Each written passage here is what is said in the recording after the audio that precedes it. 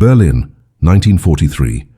In a grey stone building on Prince Albrechtstrasse, where the screams of the interrogated sometimes echoed through ventilation shafts, a young woman named Maria Terwiel sat at her typewriter and made a decision that could get her shot before sunrise. She was 26 years old, blonde, efficient, and to everyone around her, the perfect Nazi secretary. But every morning when she walked past the SS guards and climbed the stairs to the 4th floor of Gestapo headquarters, she carried a secret that would have meant immediate execution. She was systematically destroying the Nazis' own files to save lives. Not hundreds of files, not a few dozen.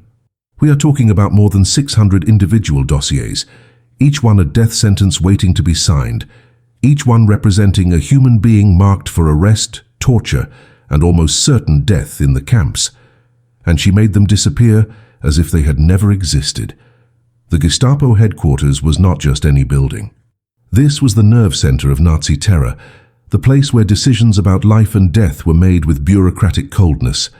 Every floor hummed with the sound of typewriters clacking, filing cabinets opening and closing, boots marching down hallways. The smell of cigarette smoke mixed with the acrid scent of fear that seemed to seep from the interrogation rooms in the basement. Maria worked in the documentation department, a position that gave her access to something incredibly dangerous: the master files of suspected enemies of the Reich. These were not random papers.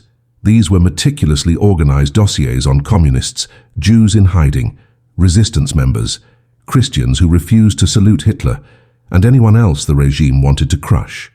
Her job was simple and terrifying: organize them, file them, make sure every name was catalogued, every address was current, every piece of evidence was ready for when the Gestapo came knocking. She was supposed to be a cog in the murder machine. But Maria Terwiel was not what she seemed. Born into a Catholic family in Munich, she had watched with growing horror as her country descended into madness. By 1938, when the synagogues burned during Kristallnacht, she knew she could not stay silent. But she also knew that open resistance meant death. So she did something almost unthinkable. She applied for a job at the very heart of the beast. She wanted to be where the killing began, where the lists were made, where the orders originated. Her plan was insane and required nerves of absolute steel. She would work for the Gestapo, gain their trust, and then sabotage them from within. When she got the job in 1941, her friends in the underground resistance thought she had lost her mind. They were wrong. She had found the perfect weapon: access. The system was supposed to be foolproof. Every file that came across her desk was numbered, cross-referenced, stamped with official seals. The Gestapo prided itself on German efficiency, on the idea that no enemy of the state could escape their paper trail. But Maria understood something that her superiors, drunk on their own power, had overlooked. The system only worked if the people running it were loyal. And she was not loyal. She was a saboteur in a cardigan and sensible shoes. Her method was brilliant in its simplicity. When a new dossier came in, she would read it quickly, assess the danger level, and if the person inside was marked for immediate arrest, she would do something extraordinary. She would refile it, not in the active investigation drawer, but in the closed cases, the dead files, the bureaucratic graveyard where papers went to be forgotten. She would change a date here, smudge a stamp there, make a file look like it had already been processed, and the suspect cleared or already dealt with. The risk was astronomical. The Gestapo employed internal investigators whose only job was to catch traitors within their own ranks. One misplaced file could trigger an audit. One suspicious colleague could report her. One angry supervisor having a bad day could decide to double-check her work. If caught, there would be no trial, no appeal, no mercy. She would be dragged to the basement, tortured until she gave up every name she knew, and then executed. Her family would be arrested. Her friends would disappear. The penalty for betraying the Gestapo was not just death, but the annihilation of everyone you loved. And yet every single day she walked into that building and committed treason. Every single day she saved lives, while SS officers walked past her desk and complimented her efficiency. The most terrifying part was not the constant danger of discovery. It was the isolation. Maria could not tell anyone what she was doing, not her parents, not her neighbors. Not even most of her resistance contacts. The fewer people who knew, the safer everyone was. So she lived a double life so complete that it would have broken most people. At work, she smiled at her supervisors, shared coffee with other secretaries, typed reports about arrests and executions with steady hands.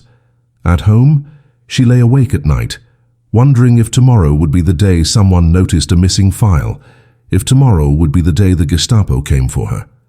But she kept going. Because somewhere in Berlin, people whose names had been on those files were still free, still breathing, still alive, because a secretary had decided that one person could make a difference. The year 1943 marked a turning point in the war, and Berlin was transforming into a city of paranoia and desperation. The victories that Hitler had promised were evaporating on the Eastern Front, where hundreds of thousands of German soldiers were freezing to death in the Russian winter. The Allied bombing raids were intensifying, turning entire neighborhoods into rubble and ash. Every night, air raid sirens would wail across the city, and people would scramble into shelters, wondering if they would see morning. But even as external enemies closed in, the Nazi regime became more obsessed with internal threats. The Gestapo was not scaling back its operations, it was doubling down. Hitler and Himmler believed that traitors within Germany were sabotaging the war effort, that Jews still in hiding were somehow undermining the Reich, that every setback was the result of betrayal rather than their own catastrophic decisions. This meant one thing for Maria: more files, more names, more lives hanging in the balance. The documentation department where Maria worked was drowning in paperwork. New dossiers were arriving daily, sometimes hourly. Informants were everywhere in Nazi Germany. Your neighbor could report you for complaining about food rations. A colleague could turn you in for making a joke about Hitler. A former friend could denounce you for listening to foreign radio broadcasts. The Gestapo encouraged this culture of suspicion, even rewarding people who informed on others. Every denunciation created a file, and every file needed to be processed, investigated, and acted upon. Maria's desk became a bottleneck of death sentences, a pile of paper that represented human beings waiting to be arrested. The workload was crushing, but for Maria it was also an opportunity. The more chaotic the system became, the easier it was to make files disappear without anyone noticing. But the pressure was building in ways that terrified her.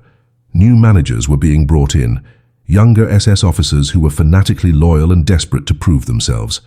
They started implementing new tracking systems, adding layers of verification that Maria had to navigate. One particular officer, an uptight bureaucrat named Klaus Hoffmann, began conducting random audits of processed files.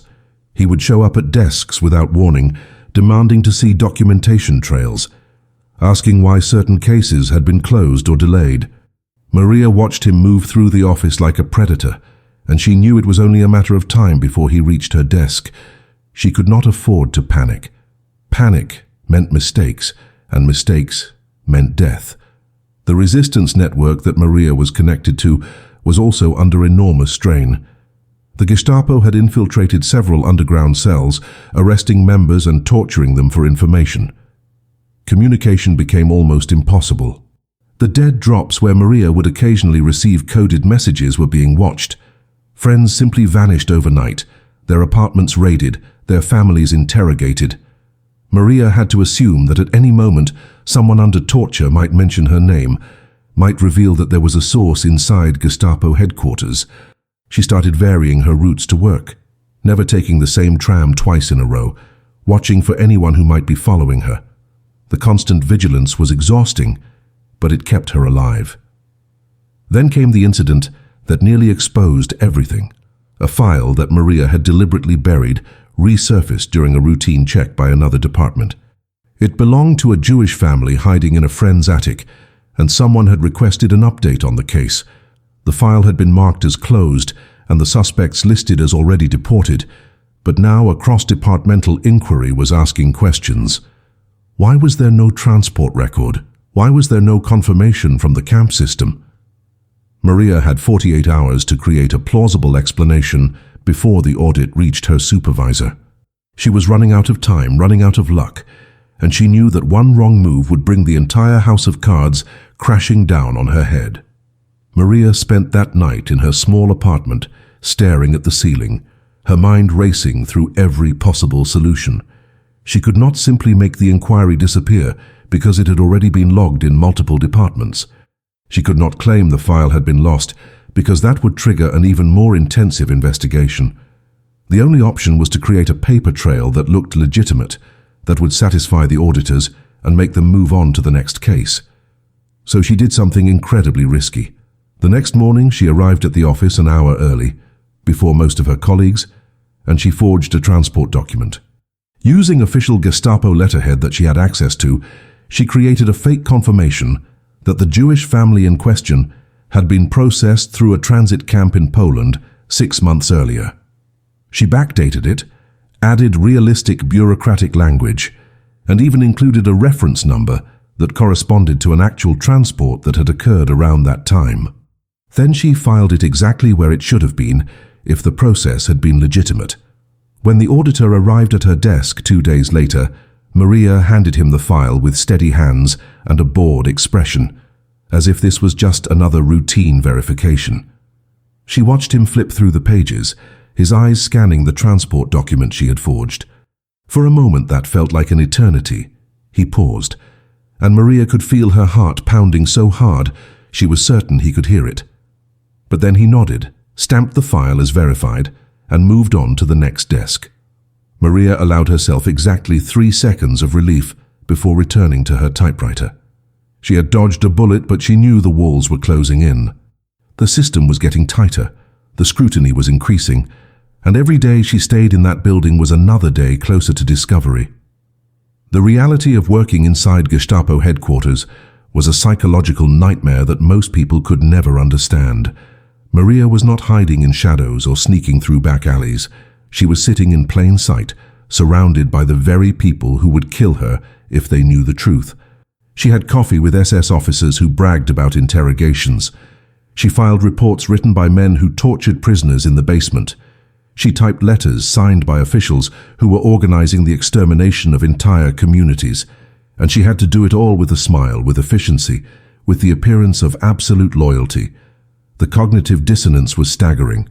She was betraying everything these people stood for while sitting 3 feet away from them. But Maria was not alone in her resistance, even if she felt isolated.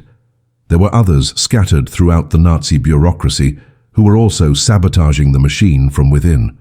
She did not know most of their names and they did not know hers, but occasionally she would hear whispers of files that went missing in other departments, of orders that somehow never got delivered, of small acts of defiance that added up to something larger. These people were not dramatic heroes.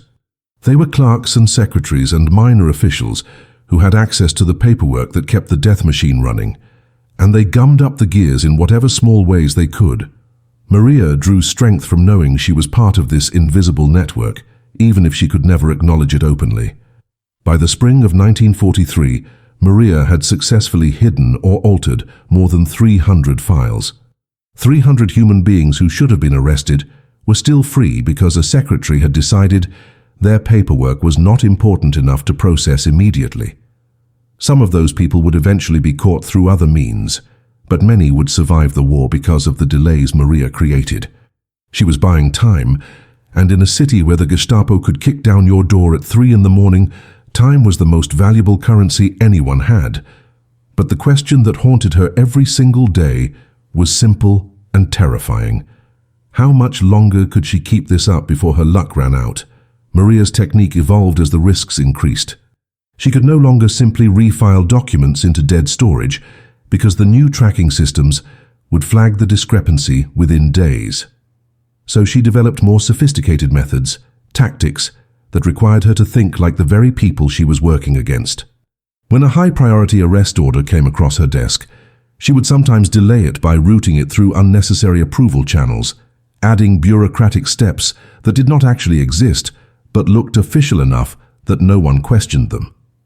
She would claim that a signature was needed from an officer who was currently at the front, or that additional verification was required from a department that was notoriously slow.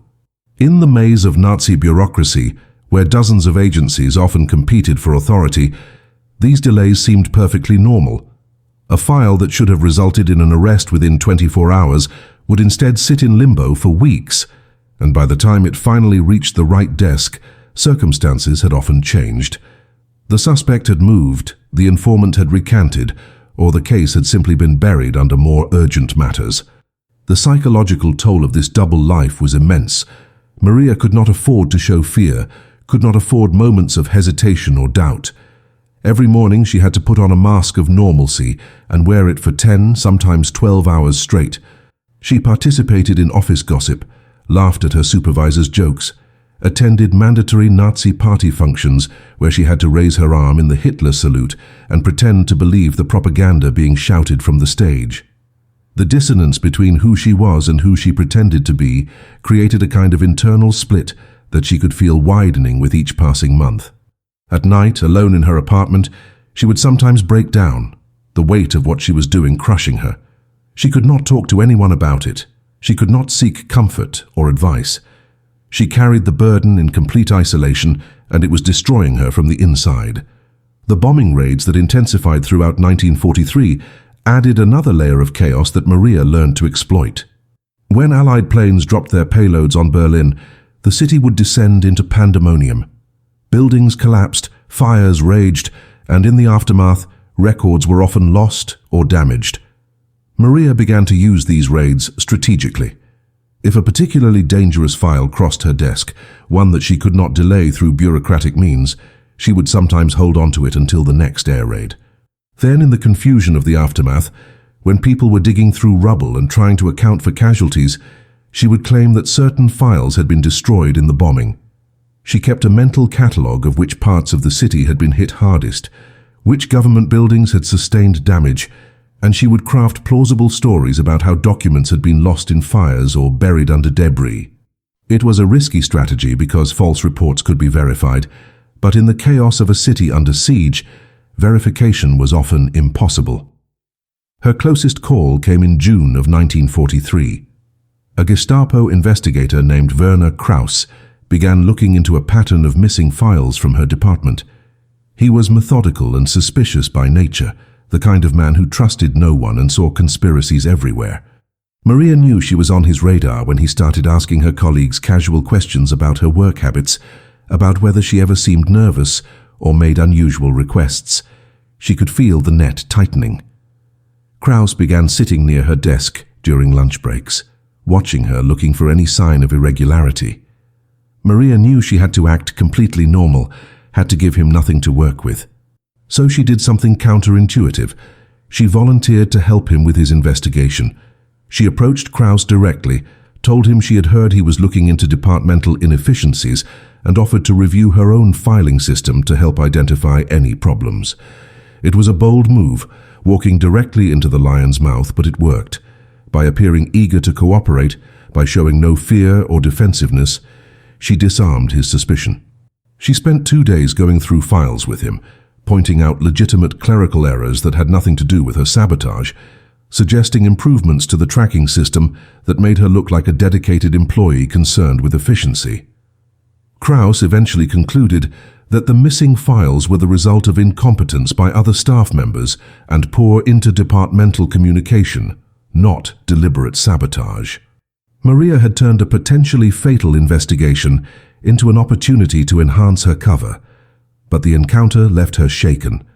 She realized that no matter how careful she was, discovery was always one observant person away.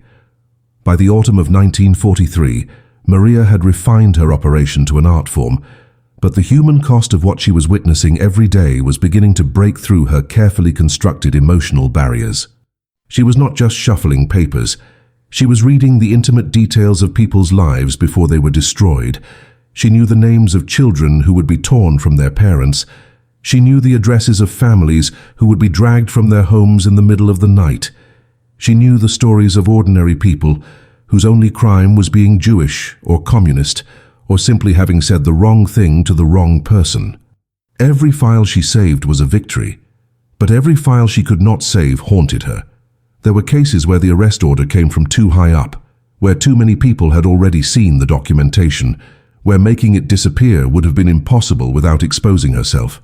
In those moments, Maria had to make a devastating choice: save herself to fight another day, or risk everything for one person. She chose survival, and the guilt of those decisions sat in her stomach like stones. She would see the names on the deportation lists that were posted internally, and she would know that some of those people had crossed her desk, and she had done nothing. The resistance network that Maria was loosely connected to began asking more of her as the war turned against Germany.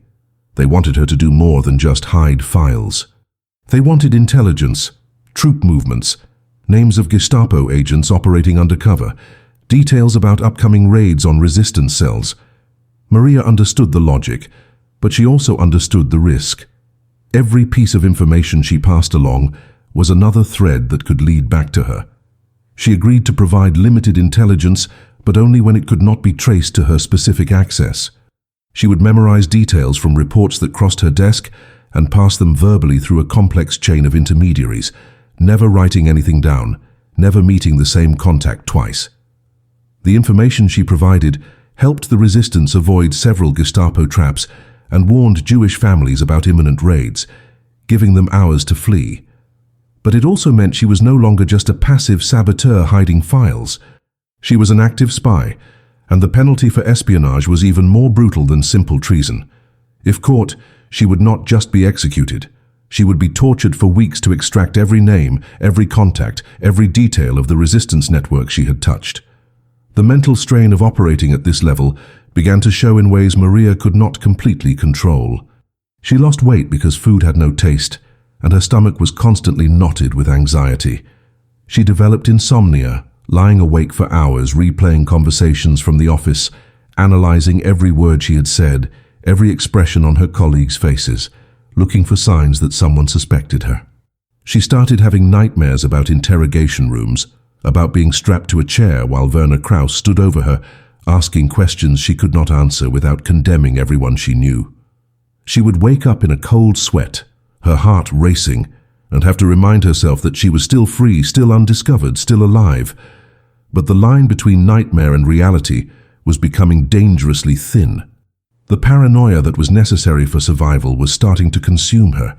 She saw threats everywhere, read suspicion into every casual glance from a co-worker, interpreted every unexpected meeting request as the beginning of the end. She knew she was approaching a breaking point, but she also knew she could not stop. Too many lives depended on her staying in that position. The turning point came in November of 1943, when a massive file landed on her desk that changed everything. It was not a single arrest order, but a coordinated operation targeting over 80 people simultaneously, a planned raid on what the Gestapo believed was a major resistance cell operating in Berlin. The file contained names, addresses, meeting locations, and a detailed timeline for the arrests, which were scheduled to happen in 72 hours. Maria read through the documents with growing horror because she recognized some of the names. These were not distant strangers. These were people connected to the network she occasionally passed information to. If this raid succeeded, it would not just destroy the resistance cell. It would create a cascade of arrests as tortured prisoners gave up names under interrogation, and that cascade would eventually reach her. She had 3 days to decide what to do, and every option was catastrophic. If she did nothing, 80 people would be arrested and many would die, possibly including people who could identify her under torture. If she warned them, she would have to risk an enormous breach of security, and if the Gestapo noticed that the targets had fled just before the raid, they would know there was a leak inside headquarters. Maria spent one sleepless night weighing her options, and then she made a decision that she knew might be her last act of resistance. She could not save the entire file because it was too high profile, too many people had access to it, and its disappearance would trigger an immediate investigation that would lock down the entire building. But she could alter one crucial detail. She changed the date of the raid in her copy of the operational timeline, moving it forward by 48 hours, and then she arranged for that incorrect information to leak through her resistance contacts. The goal was simple. If the targets were warned that the raid was happening 2 days earlier than it actually was, they would scatter and hide, and when the Gestapo arrived at the real time, they would find empty apartments. It was not a perfect plan because some people might not get the warning in time, but it was the best she could do without completely exposing herself. She passed the false timeline through her network, And then she waited, knowing that within days she would find out if she had just saved 80 lives or signed her own death warrant. The day of the actual raid, Maria sat at her desk with her hands folded, trying to look absorbed in routine paperwork while her entire body felt like it was vibrating with tension. She could hear the SS officers preparing in the hallway, checking their weapons, reviewing the addresses one final time. They were confident, almost cheerful, anticipating an easy roundup of enemies who had no idea what was coming. Maria kept her eyes on her typewriter, her fingers moving mechanically across the keys, typing a report that she would not remember a single word of later. At precisely 6 in the morning, the teams left the building in a convoy of black vehicles, and Maria knew that within 2 hours she would know whether her gamble had worked. If the apartments were full of people caught sleeping, unaware and unprepared, then her warning had failed to reach them in time. If the apartments were empty, then she had succeeded, but she would also have to face the fury of her superiors who would demand to know how the targets had known to flee. The officers returned 4 hours later, and Maria could tell from the sound of their boots in the hallway that something had gone wrong. They were not marching with the rhythm of victory. They were stomping with frustration and anger. She heard shouting, furniture being kicked, doors slamming. When her supervisor emerged from the operational briefing, his face was red with rage. The raid had been a complete disaster. Out of 80 planned arrests, they had captured only 11 people, most of them elderly or sick individuals who had been unable to flee in time. The rest had vanished. Apartments were found abandoned, some with food still on tables and beds unmade, as if the occupants had left in a hurry just hours before the Gestapo arrived. Someone had warned them. Someone had leaked the operation. The building went into immediate lockdown. No one was allowed to leave. Internal security began interrogating every person who had access to the operational files, trying to find the source of the leak. Maria sat through 2 separate interrogations that day, and both times she relied on the same strategy that had saved her before. She showed no fear. When questioned about her handling of the files, she pulled out her meticulous documentation, showed them her processing logs, walked them through every step of her work with the confidence of someone who had nothing to hide. She even expressed outrage that someone had betrayed the operation, volunteered to help review security protocols, suggested improvements to prevent future leaks. Her performance was flawless because it had to be. She knew that any hesitation, any nervous gesture, any inconsistency in her story would be enough to trigger deeper investigation. The interrogators were looking for guilt, and she gave them only indignation and patriotic fervor. After 6 hours of questioning, they let her go, concluding that as a low-level secretary with limited access, she could not have been responsible for such a sophisticated leak. But Maria knew she had used up another of her 9 lives. The internal investigation continued for weeks, and the atmosphere in the building became poisonous with suspicion. Colleagues who had worked together for years now regarded each other with distrust. New security measures were implemented. Files were numbered and tracked with even more precision. Random searches of employees' belongings became routine. Maria adapted to each new restriction, finding small workarounds and vulnerabilities in systems that were designed to be foolproof, but were ultimately run by fallible human beings. She continued her work, though at a slower pace, more carefully selecting which files she could safely interfere with and which were too dangerous to touch. The psychological cost of the failed raid was complex. Maria had saved nearly 70 lives, and she should have felt triumphant. But she could not stop thinking about the 11 people who had been caught, the ones who were too old or too sick to flee in time. She had read their files. She knew they were being interrogated in the basement at that very moment, knew they would be deported within days. She had saved many, but she had not saved all, and the weight of those 11 lives sat on her conscience like an accusation. This was the impossible mathematics of resistance. Every victory was also a failure. Every life saved came with the knowledge of lives lost, and there was never a moment of pure triumph, only the grinding awareness that tomorrow she would have to do it all over again. By early 1944, the Reich was collapsing from multiple directions, and everyone inside Gestapo headquarters could feel it, even if no one dared speak it aloud. The Eastern Front was in full retreat. The Allies had landed in Italy, and the bombing of Berlin had become so relentless that entire sections of the city looked like lunar landscapes of craters and rubble. But the Nazi leadership responded to these failures not with introspection, but with escalating paranoia and brutality. If Germany was losing, it must be because of traitors, saboteurs, defeatists lurking within the homeland. The Gestapo intensified its operations, and Maria's desk became flooded with an avalanche of denunciations and arrest orders. People were being reported for the smallest infractions. A woman overheard saying she wished the war would end, a man who failed to donate enough to the war effort, teenagers who listened to banned American jazz music. The regime was eating itself, consuming its own citizens in a frenzy of suspicion, and Maria was drowning in the sheer volume of human misery crossing her desk every single day. The breaking point came on a cold February morning when Maria opened a file that made her hands start shaking so badly she had to set it down.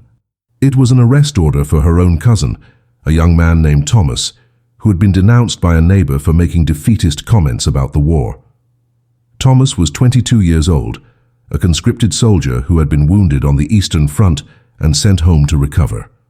According to the denunciation, he had told someone at a beer hall that Germany could not win the war and that continuing to fight was pointless suicide. It was the kind of opinion that thousands of Germans privately held by 1944, but saying it aloud was treason. The file indicated that Thomas was scheduled to be arrested within 48 hours, and given the current climate of paranoia, he would almost certainly be executed as an example to others. Maria stared at the file, at her cousin's name typed in official black letters, and she realized that this was the nightmare scenario she had always feared. It was no longer abstract. It was her family. She could not let Thomas be arrested, but saving him was exponentially more dangerous than saving strangers. If Thomas suddenly disappeared just before his scheduled arrest, and if anyone discovered that Maria had access to his file, the connection would be obvious. She would be exposed, arrested, and everyone in her family would be implicated. But the alternative was watching her cousin be dragged away to his death while she sat at her desk pretending not to know. Maria made her decision in less than 5 minutes. She could not live with herself if she did nothing, even if acting meant the end of everything. She made a copy of the arrest order, left work early claiming illness, and took a tram across the city to the address where Thomas was staying with friends. She found him there, pale and thin from his injuries, and she told him everything. She told him about her work at Gestapo headquarters, about the file with his name on it, about the fact that he had less than 2 days before they came for him. Thomas stared at her in disbelief, struggling to reconcile the quiet cousin he had known his entire life with the confession of espionage and sabotage she was making. Maria did not have time for his shock. She gave him instructions. Leave Berlin immediately. Do not tell anyone where you are going, destroy any identification documents, and disappear into the chaos of refugees fleeing the advancing Soviet armies. She gave him what little money she had saved and the name of a contact in Hamburg, who might be able to help him get false papers. Thomas left that night, and Maria returned to her apartment knowing that she had just committed an act that could not be explained away, could not be disguised as bureaucratic error. If anyone investigated why Thomas had fled just before his arrest, the trail would lead directly to her. The next day, Maria went to work as usual, filed the arrest order for Thomas into the system as if nothing had happened, and waited for the SS officers to report back that the suspect had fled. When they did, the response was immediate and vicious. A full investigation was launched. Who had warned him? How had he known? Maria was questioned again, but this time the interrogators were more aggressive, more suspicious. They knew that Thomas Terwiel was related to Maria Terwiel, and that was not a coincidence they were willing to overlook. Maria stuck to her story. She had not seen her cousin in months, had no idea he was under investigation, and was as shocked as anyone that he had fled. But she could see in their eyes that they did not fully believe her. She was placed under surveillance. Her apartment was searched. Her colleagues were questioned about her behavior. The net was tightening, and Maria knew with absolute certainty that her time was running out. She had maybe weeks, possibly only days, before they found the evidence they needed to arrest her. And when that happened, everything she had worked for would be exposed, and everyone she had tried to save would be in danger. Maria made the hardest decision of her life in the first week of March 1944. She could not continue working at Gestapo headquarters, knowing that she was under active surveillance and that every move she made was being watched and analyzed. The smart move, the survival move, would have been to resign quietly, claim health problems or family obligations, and fade into obscurity before they could build a case against her. But Maria understood something crucial. The moment she stopped working there, she lost her only leverage and her only protection. As long as she was inside the system, she had access to information about investigations, including investigations into herself. The moment she left, she would be blind, unable to see the threat coming until SS officers kicked down her door. So she made a different choice, one that was either brilliantly strategic or completely insane. She decided to stay at her post and accelerate her sabotage to save as many files as she could in whatever time she had left, operating under the assumption that she was already a dead woman and therefore had nothing left to lose. Over the next 6 weeks, Maria destroyed, hid, or altered more than 200 additional files. She stopped being cautious. She stopped worrying about perfect cover stories or elaborate bureaucratic justifications. She simply made documents disappear, and when questioned about missing files, she blamed the chaos of the constant bombing raids, the overwhelmed filing systems, the incompetence of other departments. She became almost reckless, pushing the boundaries of what she could get away with, and the strange thing was that her boldness seemed to work in her favor. The Gestapo was so consumed with hunting external enemies and so overwhelmed by the cascading disasters of the collapsing war effort that internal inefficiencies were increasingly tolerated. Officers were being pulled from administrative duties and sent to the front.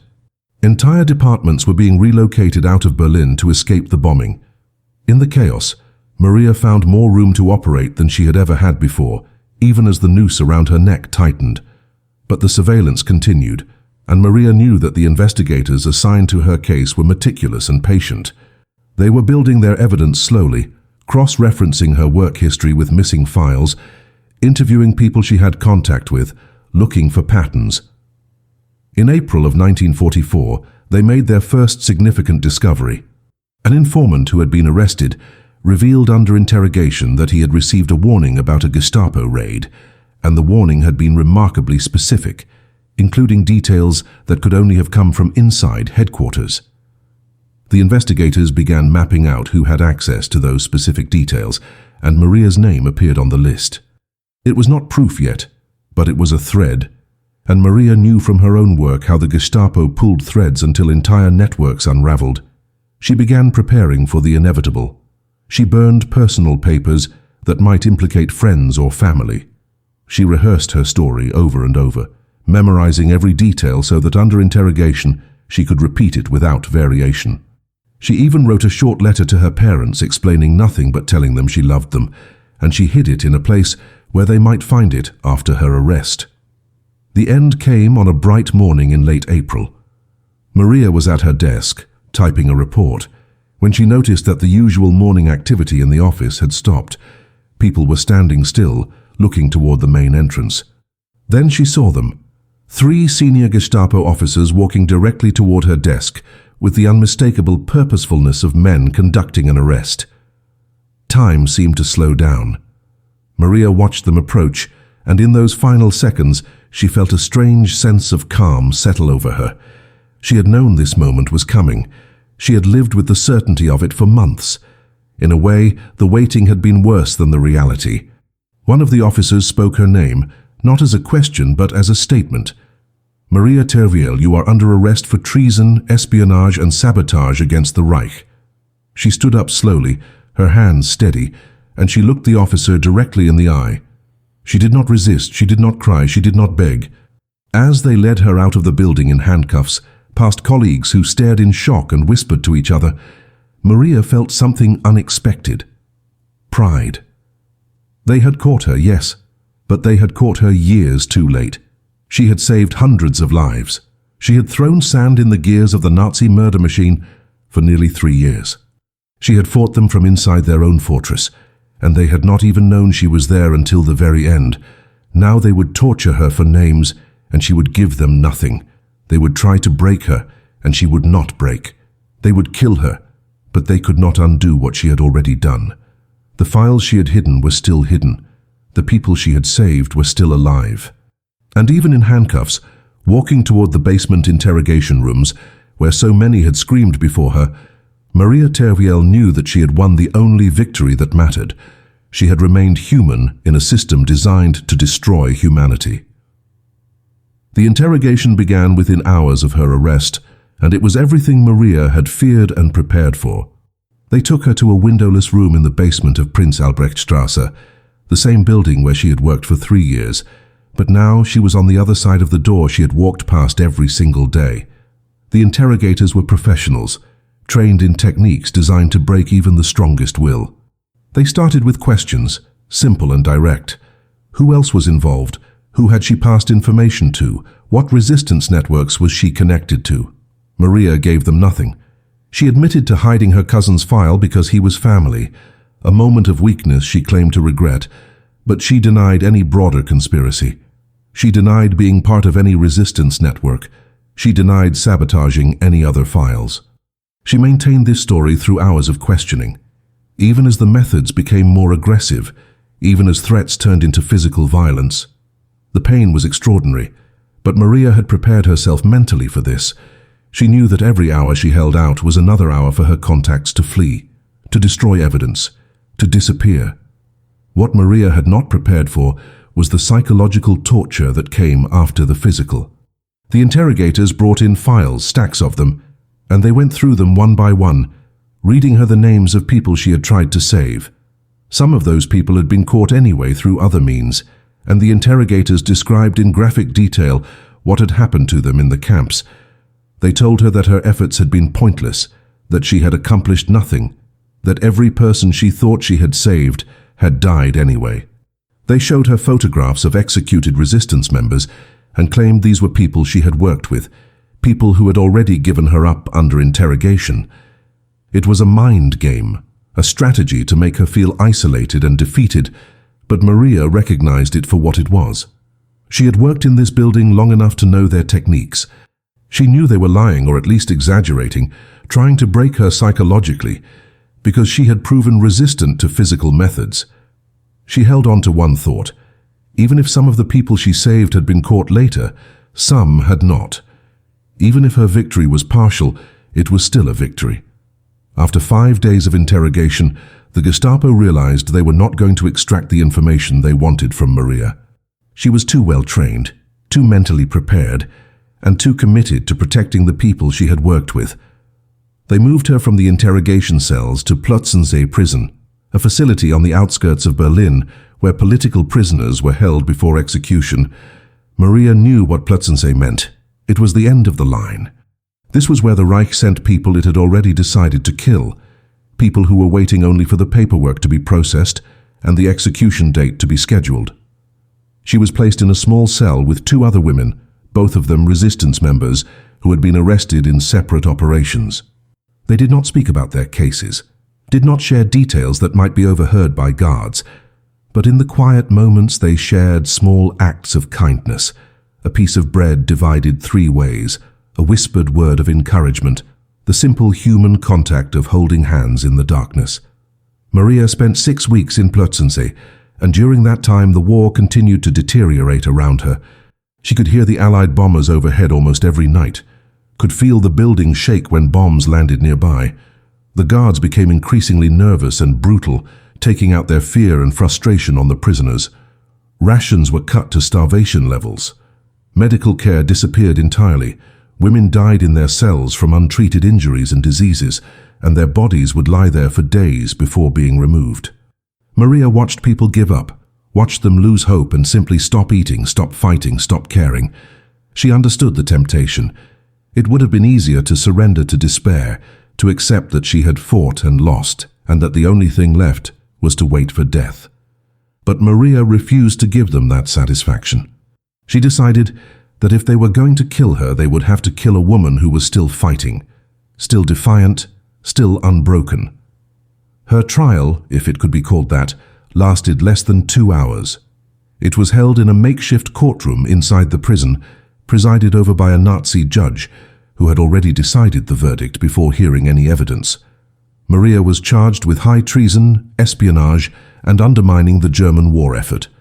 The prosecution presented testimony from Gestapo investigators who claimed to have evidence of her sabotage, though they could not prove the full extent of it, because so many of the files in question had been destroyed in bombing raids or lost in the chaos of the collapsing Reich. Maria was not allowed a real defense. Her court-appointed lawyer said perhaps 50 words during the entire proceeding. The judge delivered his verdict without deliberation, guilty on all counts, sentenced to death by guillotine. Maria heard the sentence without flinching. She had known it was coming from the moment they arrested her. The only question had been when, and now she had her answer. She was scheduled to be executed on August 5, 1944, less than 2 weeks away. Maria Terwiel was executed by guillotine at Plötzensee prison on August 5, 1944. She was 27 years old. According to the few records that survived the war, she walked to her execution with her head held high, refusing the chaplain's offer of final prayers, and her last words were reportedly a simple statement. She regretted nothing. The executioner's report, cold and bureaucratic, noted that the prisoner showed no signs of fear or resistance. Within minutes, her body was disposed of in an unmarked grave, and the Nazi regime attempted to erase her existence as thoroughly as they had erased the files she had hidden. For the Gestapo, Maria Terwiel was a problem that had been solved, a traitor who had been caught and eliminated. But what they did not know, what they could not have known in those final chaotic months of the war, was the true scope of what she had accomplished. The files she had destroyed, the names she had buried, the lives she had saved through 3 years of meticulous sabotage represented a legacy that would outlive the Reich itself. When the war ended in May of 1945 and the Allied forces occupied Berlin, the Gestapo headquarters on Prinz Albrecht Strasse was a burned-out shell, its records scattered and destroyed. Investigators trying to piece together the crimes of the Nazi regime found massive gaps in the documentation, entire categories of arrests that seemed to have been planned but never executed, resistance members who should have been caught but somehow escaped detection. For decades, historians attributed these gaps to the general chaos of the war's final years, to bombing raids that destroyed records, to the incompetence of an overwhelmed bureaucracy. But as more evidence emerged, as survivors came forward with their stories, a different picture began to form. People remembered warnings that had come from inside the Gestapo itself. They remembered files that had mysteriously disappeared. They remembered narrow escapes that seemed too fortunate to be coincidental. And slowly, painstakingly, researchers began to trace some of these miracles back to their source. A young secretary named Maria Terwiel, who had worked inside the heart of Nazi terror and sabotaged it from within. The exact number of lives Maria saved will never be known, because the very nature of her work was to make people disappear from the Nazi system, to erase the paper trail that would have led to their arrests. Conservative estimates based on surviving evidence suggest she interfered with at least 600 individual cases, though the real number could be significantly higher. Some of the people she saved never knew they had been in danger. They never knew that their names had been on a list, that an arrest order had been written, that a Gestapo team had been prepared to drag them away in the middle of the night.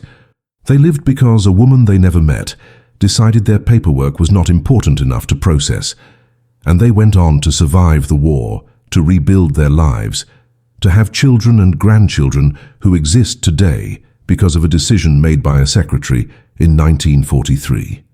Maria's story remained almost completely unknown for decades after the war. Unlike more famous resistance figures, who had networks to commemorate them, or dramatic escape stories that captured public imagination, Maria's resistance was quiet, bureaucratic, and hidden. It was not until the early 2000s, more than 50 years after her execution, that researchers working in newly opened archives began to piece together the full story of what she had done. Testimonies from survivors were cross-referenced with fragmentary Gestapo records. Patterns in missing files were analyzed, and slowly the portrait emerged of a woman who had fought one of the most dangerous and lonely battles of the entire war. In 2003, the German government officially recognized Maria Terwiel as a resistance fighter and issued a posthumous pardon, erasing the Nazi conviction for treason. A small memorial plaque was placed on the site where Gestapo headquarters once stood, listing her name among other resistance members who had been executed there. But even today, Maria's story remains largely unknown outside of academic circles and specialized Holocaust education. She has no dramatic movie, no best-selling biography, no widespread recognition in popular culture. And perhaps that is the final tragedy of Maria Terwiel's story. That a woman who saved hundreds of lives at the cost of her own, who spent 3 years fighting the Nazi regime from inside its own headquarters, who faced torture and execution without breaking, remains a footnote in history. Her story challenges our comfortable narratives about resistance because it was not glamorous or dramatic. It was typing and filing and bureaucratic sabotage done by a quiet young woman who would have been completely unremarkable in any other time. But in the darkness of Nazi Germany, that unremarkable secretary became a hero who proved that one person, armed with nothing but courage and access to the machinery of evil, could save lives that the regime had already condemned to death. Her legacy lives on not in monuments or medals, but in the descendants of the people she saved, in families that exist because a woman whose name they may never know decided that human life mattered more than her own survival. That is the story they did not want you to know. That is the truth that was almost lost to history. And that is why Maria Terwiel deserves to be remembered.